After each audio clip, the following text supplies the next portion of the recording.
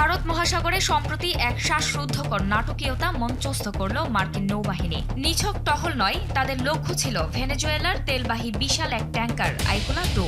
যুক্তরাষ্ট্রের নিষেধাজ্ঞা থোড়াই কেয়ার করে সমুদ্রে চষে বেড়াচ্ছিল জাহাজটি। কিন্তু ওয়াশিংটনের চোখ এড়ানো সহজ ছিল না। দীর্ঘ সময় নজরদারিতে রাখার পর সুযোগ বুঝে সেটিকে জব্দ করা হয়। গেল সোমবার মার্কিন প্রতিরক্ষা মন্ত্রী পিট হেগসেথ সামাজিক যোগাযোগ মাধ্যম এক্সে এক বার্তায় এই তথ্য নিশ্চিত করেন। তিনি জানান, নিষেধাজ্ঞা ভাঙলে কঠোর ব্যবস্থা নেওয়ার নীতি থেকে যুক্তরাষ্ট্র সরে আসবে না। এখন যে কোনো ব্র্যান্ডের পুরাতন এসি বদলে নতুন ওয়ালটন এসিতে উপভোগ করুন 25% ছাড়।